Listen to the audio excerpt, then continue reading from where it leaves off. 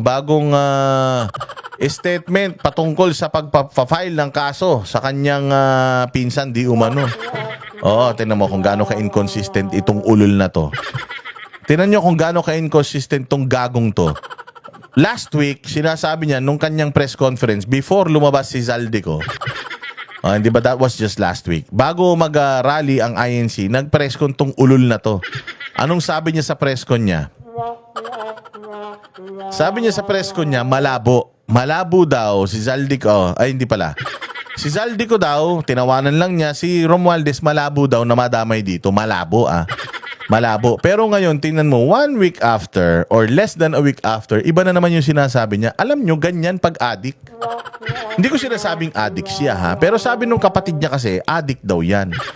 Ganyan pag addict. Walang ano yan, walang matinong sasabihin yan. Hindi consistent yan. Ngayon, mabait, bukas hindi. Pabago-bago mood niyan kasi nga sabog. Depende kung anong class yung sininghot niya. Oo, depende yun sa magiging mood mo. So, tinan mo, last week sinasabi niya hindi sangkot yung kanyang pinsan. Ngayon, sangkot na. Kaya sabi ko nga sa inyo, katarantaduhan to, trial and error Yung serbisyong binibigay nitong bugok na ito, bugok to. Putang ina, mas mabaho pa sa bugok na itlog ito. Itong utak nito, inuuod na siguro. Sa totoo lang, putang ina, sa lahat ng tao, ito yung pinakagago na makikilala ninyo. Pinakatarantado na makikilala ninyong presidente. Maniwala kayo. Tingnan nyo yung mga sasabihin niya rito, Magandang araw po sa inyo lahat. Ito po ay isa pang report na aking ginagawa upang malaman ng taong bayan kung ano na ang nangyayari tungkol sa mga flood control na kaso na naging iskandalo. At kung ano ang mga ating nagawa upang mapanagot ang mga may kagagawan nito. Putang ina, yan lang sasabihin mo, hirap na hirap ka Pakasinungaling mo kasing hayop ka. Kaya na kasimple-simple. Kasimple-simple speech, Tagalog pa, ikli-ikli, putang ina, hindi mai-deliver ng maayos. Yan yung sinasabi ni Aimee, na pag nakikita kita ading na nagsasalita sa kitang-kita na talaga yung epekto nung sobra-sobrang paggamit mo ng cocaine. Yung sobra-sobrang paggamit mo simula pa nung mga bata tayo hanggang ngayon, nakikita na yung epekto sa'yo. Na kapag nag-ini-interview ka at nagsasalita ka, putsang ina, edited na nga, mukha ka pang tanga. Nakita mo to, intro pa lang niya. Ito, mayroon akong panibagong mga ipipresenta sa inyo patungkol dito sa mga mainit na investigasyon na ginagawa sa corruption sa bayan natin. Alam mo, kasimple-simple, i-deliver mo yan, putsang ina, para kang sanggol magsalita.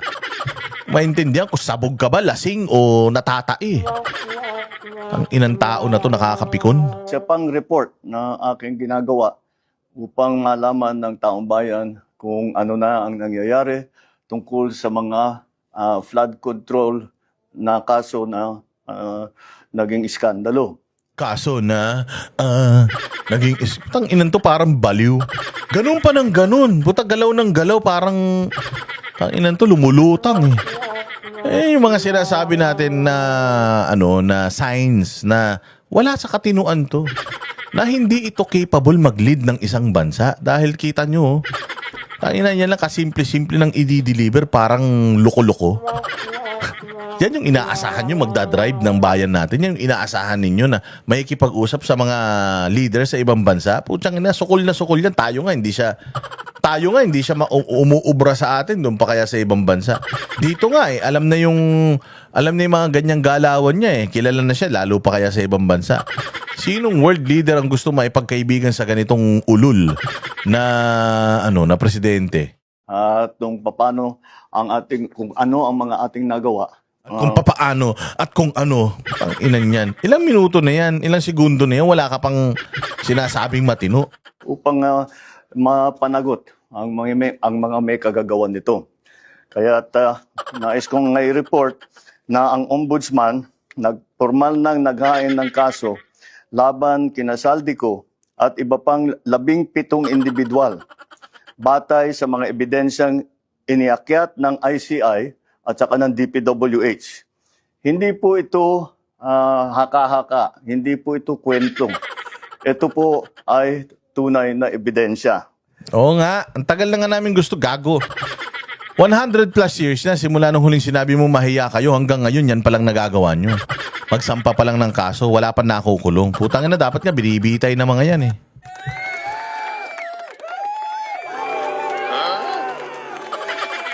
Di ba nagulat ka rin ha? O di ba napaha ka? Kasi nga, tsaka na yan lang. Ipinreskon mo pa yan? Ibinlag mo pa yan? Nagpapapresko na nga si Boying Rimulya mayat maya eh. Tapos yung sasabihin niya, hindi sasabihin mo.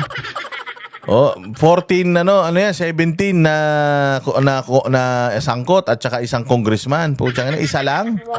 Ang dami-daming mga kawatan diyan. 'Di ba itong mga ini-expose nung nakaraan? 'Di ba in-expose nung nakaraan yan sila Dong Gonzales, sila Suarez, 'di ba? Yan sila One Rider Party List. O yung Taga La Union, 'di ba lahat 'yan may mga construction firm? Bakit isa lang? Yung pinakakasuhan natin. Bakit si Zaldico lang? Kung sino yung wala dito, yun yung kinakasuhan. Yung nandirito, wala. Ang inang niyang katarantaduhan nyo. At ito po, para hindi ko na babasahin, pero makikita naman ninyo sa phone ninyo, ito yung listahan ng Sobrang tamad, no? Tangina, ganito katamad dyan. Binigyan siya ng listahan, babasahin na lang, putya, hindi pa niya magawa. Putangina, sa tingin ninyo, magsisikap ito para sa bayang Pilipinas, yung simpleng pagbabasa ng mga akusado, lalabing pito yan. Lalabing pitong akusado, lalabing pito na individual at isang congressman. Putangina, hindi niya pa kayang basahin. Ganyang katamad tong Judas na ito. Anak ng tinapay ka talaga, BBM, mo. Wala ka talagang silbi. Ewan ko sa iyo, bakit kasi tumakbo kang presidente, hindi ka naman marunong. Pwede ka naman kasi magsalsal lang sa bahay o kaya magsampa lang kayong mag-asawa. Ang dami nyo naman ng pera, pero putya, ba't kasi nagpresidente ka pa, wala ka namang kaalam-alam. O walang hiyang mama na ito. Pinagtrabaho niya pa kayo. Sabi niya, hindi ko nababasahin, tingnan nyo na lang. Ayan putangin na makikita mo yan. Lalo na ako sa cellphone, makikita mo yan. Yan, listahan mo na yan. Sana man lang, ipinis nyo na dyan. Katulad ditong ginagawa ko, ipinresinta nyo na. Tangin na, laki-laki ng pera ng gobyerno, laki-laki ng confidential funds mo, ng president funds mo eh. Ang laki-laki ng president fund, tapos hindi mo man lang mai-post dyan sa screen. Yung mga pangalan ng mga hayop na yan. Oo, nagnakaw ng pera ng bayan yung mga yan according sa inyong demanda. Hindi nyo man mapangalanan, ni basahin yung mga pangalan. Ba't di nyo mabasa? Mga kaalyado nyo ba yan? Mga loko-loko pala kayo eh. Papasahin mo na lang eh. Number 1, si ganito, si ganito, si ganito, si ganito. Ang bilis-bilis eh. Sobrang tamad mo, BBM. Dapat hindi ka na nag-vlog. Yan ang nga lang gagawin mo. Mag-vlog ka na lang. Papanggap ka na lang na may ginagawa. Wala ka pang ginagawa. may arrest warrant na. At ang susunod na hakbang, ay wala nang paligoy-ligoy pa, ang ating mga otoridad ay siyempre papatupad na nila itong mga arrest. Inang yung magsalita ang puta para sanggol. Tupad na nila itong mga arrest warrant. Otoridad ay siyempre parang gago puta. Tangina, proud kayo dito. Hoy, mga loyalista nga. Proud kayo rito sa Judas na ito. Otoridad ay siyempre papatupad na nila itong mga arrest warrant na ito. Aarestuhin na sila. Ihaharap sa korte. Inan yan. Ipapatupad na daw yung arrest warrant. Aarestuhin na. Natural, may arrest warrant na nga. Tangin na may arrest warrant na, di aarestuhin na. Ginagawa mo naman tanga ka eh. Anak ng putya, parang kausap mo, kinder eh. Inang press, parang inang vlog na ito. Diyos ko po. At pananagutin sa batas. Walang special na pagtrato, walang sinasanto. Ako ang nagsimula nitong lahat. Oh, alam namin, yan, umamin siya. Ako ang nagsimula nitong lahat. Oo, alam namin, Bongbong, ikaw talaga nagsimula ng lahat ng kahayupan sa Pilipinas. Ikaw ang nagsimula ng lahat ng kademonyuhan sa Pilipinas at alam namin na ikaw ang nagsimula ng lahat ng pagnanakaw sa Pilipinas. Bakit? Bakit, ha? Ikaw pumirma ikaw pumipirma taon-taon ng budget. So kung ano man ang nakalagay sa budget na yan, you authorized it. Kinumpirma mo. Kaya magnanakaw ang mga tao dyan sa budget na yan o hindi, kinumpirma mo. Kung mabuti ang budget, good. Pero kung masama ang budget at pinirmahan mo, bad yun. Oo, so you are equally as liable as itong mga ano na ito, as itong mga first-hand perpetrators na ito ng pagnanakaw sa Pilipinas because you authorized it eh. Oh, naglagay ako ng 10 milyon na nananakawin ko. Pinirmahan mo. O, anong ibig sabihin nun? Inauthorize mo, pinayagan mo akong magnakaw. Ganon. Sobrang tamad mo kasi. Kaya nga dito sinasabi natin na yung sobrang katamaran mo, pumapatay yan ng tao eh. Kaya nga may tanong ako noong nakaraan, anong gusto ninyo? Yung tao na pumapatay ng adik at mga pusher o yung adik na papatay ng mga tao? Bakit papatay ng mga tao? Dahil sa mga maling desisyon niya, maraming buhay ang mabubuwis. Katulad na nangyari dyan sa Cebu. Oh, dahil nga sa mga palpak na mga proyekto na pinirmahan nitong ulol na ito, again, the DPWH is under his office. Oo, Congress ang nagbabudget pero DPWH ang direktang ano niyan, opisina na nagmamanage sa kanya, Office of the Vice President. Nagnakaw yung ahensya ng gobyerno under sa'yo tapos wala kang kasalanan. Ano sasabihin mo? Ikaw ang nagsimula? Oo, ikaw talaga ang nagsimula ng lahat ng kademonyohan dito. Simula nung 2023 budget na pinirmahan mo hanggang ngayon 2025, hanggang 2026, pag pinirmahan mo yung budget na yan, lahat ng mangyayari dyan, whether mabuti o maganda, ano yan? Command and responsibility. Sa'yo lahat yan. So, kung ang corruption is nasa budget natin and you sign that budget, that corrupt budget, you're equally as guilty as itong mga magnanakaw. Ikaw talaga nagsimula. O yung itong ginagawa mo investigasyon, oo, ikaw talaga nagsimula kasi nga gusto mong ilihis sa'yo. Kailangan mong magsimula ng investigasyon para ilayo sa'yo dahil kung tusundan yung ebidensya na yan, ito na nga, lumalabas na. Sa'yo lahat ang sisi. Walang iba. Umamin si Zaldico. Sabi ni Zaldico, naghahatid ako ng pera. 26 billion nung una, hindi. Naging 56 billion, 21 billion, naging 56. O kung magkano mang billion, tas naghahatid daw kayo magpinsan. O kinumpirma yan ni Ping Lacson. Sabi ni Ping Lacson, totoo nga, may insertion nga ang presidente. So sinasabi ni Lacson na talagang totoo na meron kang insertion. Pero ang sabi ni Lacson, ang kumukubra hindi ang Pangulo, kung hindi si Bersamin, si Pangandaman at yung Yusek ng DepEd at saka yung assistant ni Bersamin.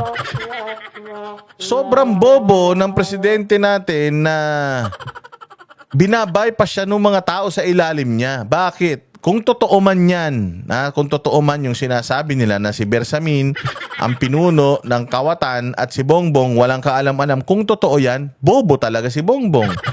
Kung totoo yan, napakahina talaga ni Bongbong. Kung totoo yan, incompetent at tamad talaga si Bongbong. Bakit? Imaginin mo, 2 Yusek, mas makapangyarihan sa'yo, nakakapangurakot nang hindi mo namamalayan, nasa isang bahay kayo. Tangina niyan. Kagaguhan, di ba? Nasa isang household kayo, hindi mo nakikita na wala na pala kayong ulam, hindi mo nakikita wala na kayong bigas, hindi mo nakikita wala na kayong isasaing ngayong gabi. O hindi ba naglolo ko na pala yung mga anak mo, hindi mo alam? Gaano ka ba kabisi? Wala ka namang ginagawa, wala ka namang proyekto, wala ka namang trabaho. Puro ka lang naman gala, puro ka lang naman photo ops, wala ka namang ginagawa talaga. Paano nalusutan ka nitong mga ito? Di ba? So, oo, ikaw talaga ang nagsimula at hindi ikaw ang tatapos ito kasi sasabihin niya rito, ako nagsimula, akong tatapos. Tanga. Ikaw nga nagsimula eh. Ikaw ang nagsimula niyan, ikaw ang matatapos. Eh, sana matapos mo pa yung termino mo hanggang 2028. Pero sa nakikita ko with all these revelations, kasi padagdag yung mga dapat mong ipaliwanag eh. Matagal mo nang dapat ipaliwanag kung addict ka ba o hindi eh. Pero hindi mo ginagawa na, hindi mo ina-address yan. O ngayon, dito sa corruption, ganun din ang ginagawa mo. Oh, hindi nyo ina-address talaga. Hindi nyo naman pinapangalanan. Ang bagal-bagal nyo kumilos. Ang dami nyong dahilan na kesyo. Hindi natin to kailangan madaliin kasi ganito, ganyan. Dahil mong alam. O, tsaka hindi dapat madaliin eh. Namamatay na yung mga Pilipino. Kailang kakikilos. So sir, sa totoo lang, itong international community, wala na yan tiwala sa'yo. With all this, kasi sa totoo lang, yung issue lang ng drugs, ang dali naman patunayan yan eh. Hindi ka gagastos ng milyon.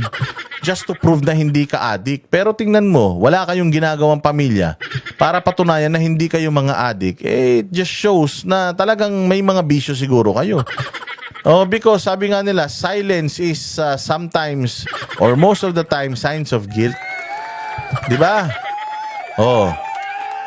Oh, 'di ba 'yun ang yun ang katotohanan diyan. And itong mga world leaders natin sa buong mundo, world na sa buong mundo pa, doble-doble na 'yan. Sigurado ako na dirin-dirin na sa'yo. Kung yung mga tao rito sa Pilipinas dirin-dirin na sa'yo, mag-host ka pa ng ASEAN next year, I'm pretty sure walang susuporta sa lahat ng mga gusto mong mangyari. Why? Alam nila ibubulsa mo lang eh. Wala ka namang gagawin matino. Ako ang magtatapos. Kaya't asahan po ninyo na wala pong tigil itong aming ginagawa. At kahit na parang napakatagal ang dumaan na panahon, ako'y nagpapasalamat sa pasensya ng ating mga kababayan. Ngunit nagbunga na ng resulta ang mga pasensya ninyo. Ulul, anong resulta ng bunga niyan? Wala pa naman nakukulong. Putangin na to, bobo talaga eh. Ay, nako. Alam mo, sir, magbubunga lang po ng maganda itong paghihirap at pag-aantay namin pag wala ka na. Yun na lang talaga actually yung inaantay namin, yung mawala ka na eh. Ngayon man yan, bukas, sa makalawa o sa 2028 matapos. Kayo lang naman inaantay namin eh. We've never been this excited for a president to leave the palace. Oh, sa totoo lang, no panahon ni Pinoy, we're also excited na mawala siya. We're also excited na mawala na siya at si Pangulong Duterte na yung pumalit. Pero ngayon, mas excited kami. Alam mo, kahit sino nga pumalit sa'yo, pwede. Para sa akin ngayon, sinasabi nila mag-resign yung buong gabinete. Okay lang, basta mawala ka lang dyan eh. Tapos, snap election tayo, yung matinong election eh. Hindi ba? Okay nga sa amin. Sa totoo lang, wala to. Salot to ng Pilipinas talaga. Maraming salamat po. Magandang araw po sa inyo. Magandang araw daw sa inyo. Walang kakwenta-kwenta. Oh, pero at least umamin siya na siya nagsimula. Totoo naman na siya talaga ang nagsimula.